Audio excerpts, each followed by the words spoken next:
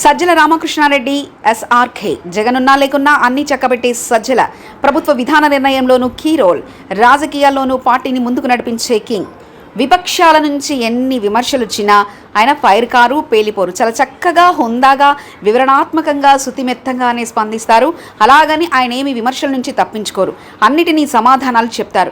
ఆయనే ప్రభుత్వానికి మొత్తంగా సలహాదారులుగా వ్యవహరించిన సజ్జల రామకృష్ణారెడ్డి వివాదాలు, విమర్శలే కాదు, ప్రభుత్వం తీసుకునే విధానపరమైన నిర్ణయాల వెనుక కూడా సజ్జల ఉంటారు. సర్కార్ తీసుకునే నిర్ణయాలను కూడా ఆయన వెల్లడిస్తారు. సర్కారుకు ఏ సమస్య వచ్చినా ముఖ్యమంత్రి మాట్లాడడం రివాజు. ఇది ఎక్కడైనా రివాజు. అయితే కేంద్రంలోని ప్రధాని మోదీ, ఒడిశాలో సీఎం నవీన్ పట్నాయక్ మాదిరిగా ఏపీలో ముఖ్యమంత్రి జగన్ కూడా ఎప్పుడూ మీడియా ముందుకి రారు. వారైనా కనీసం అవసరం బట్టి మీడియా ముందుకు వస్తారు. ఇక్కడ జగన్ అవసరం ఉన్నా లేకున్నా కూడా రారు. దీంతో మొత్తం వ్యవహారం అంతా కూడా సజ్జలే చక్కబెడుతుంటారని అంటారు. అందుకే ఆయనపై అనేక విమర్శలున్నాయి.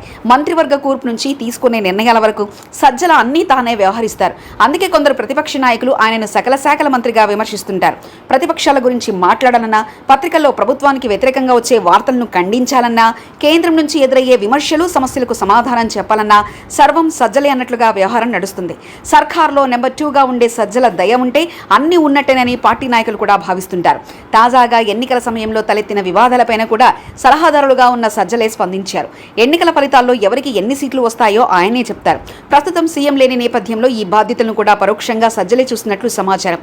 మొత్తంగా సజ్జల అటు సలహాదారులుగానే కాకుండా ఇటు రాజకీయంగా కూడా పార్టీని ముందుకు నడిపిస్తున్నారనేది పరిశీలకుల మాట.